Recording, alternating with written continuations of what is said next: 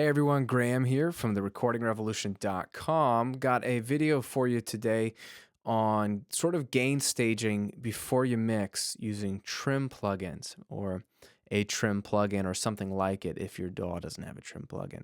What is a trim plugin? Why would you use it? What is gain staging? Well, if you checked out the very first round of 5 minutes to a better mix on my website and on YouTube, the very first video I did on that series was about gain staging, about setting up your levels on all these tracks before they hit the mix bus so that you have a nice conservative level hitting the mix bus. And this is so critical for digital mixing.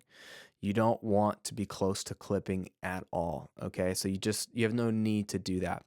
And so in that video and in many videos and for a long time personally, the way I would work would be, pull up your tracks and they would look something like this, really loud. I left home with some dreams in my pocket, left alone with no money in my wallet, to live the life I've always wanted. Which sounds fine until the whole band comes in. Here I go.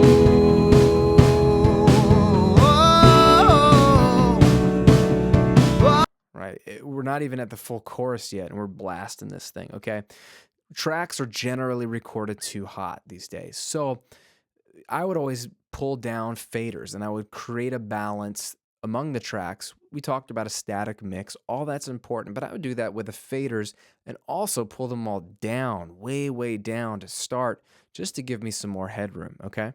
Another way to do that is using trim plugins, and you do it from the top of your inserts, okay? So in Pro Tools, for example, there's a plugin you can use under Other called Trim. And it's just like a console. You would trim down or up, I suppose, the signal, the level, before it goes through your console. So in this case, you can turn down the signal of this track, which is a kick drum, or you could turn it up. You could do whatever. This is affecting the actual volume of the track before it goes through your plugins and before it hits your fader and eventually before it hits your mix bus. So in essence, this just can turn down the level for you to a more conservative level on every single track.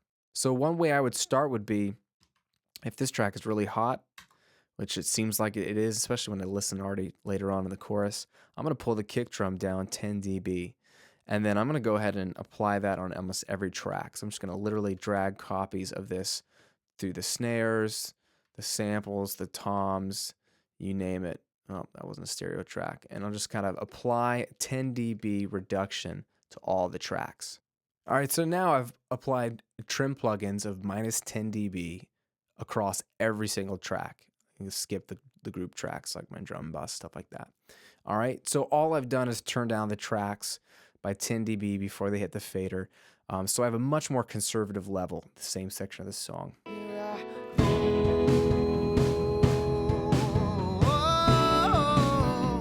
Right?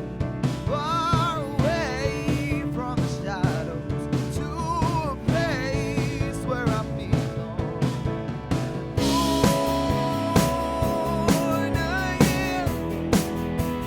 Right? So that's a starting point, but then you hear that, a chorus, that sampled snare, whatever it was, I don't know if it's 808 or whatever he's got here, is way too hot. So you could turn that down even more. You could find that trim plugin, turn that down another 7 or 8 dB.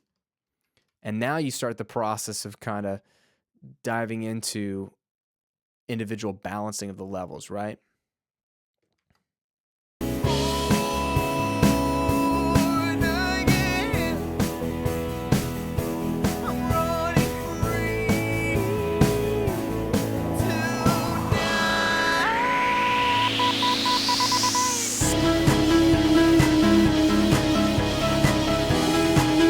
And it gives you a starting point. At least we have conservative levels at that really loud part of the song where all the synths come in.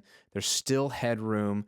And now we can make a balance using just the trim plugins. I could go through and turn down parts, turn up the vocal a little bit, starting with that minus 10 dB starting point. And in the end, I'll get a nice static mix. I'll get a nice balance at a conservative volume. And I haven't even touched the faders yet. And it kind of makes mixing simple. It's the same concept, only you're applying the gain staging a little bit in a different place.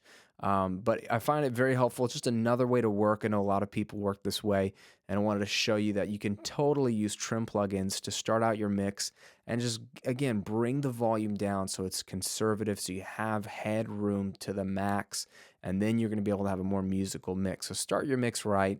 Use a trim plugin or a mix tool plugin or something like that where you can trim down the volume right off the bat and you'll be good to go. Hope that helps give you some ideas on starting your mix out. Again, this is Graham at therecordingrevolution.com. Have a great week. Make some good music. We'll talk to you soon.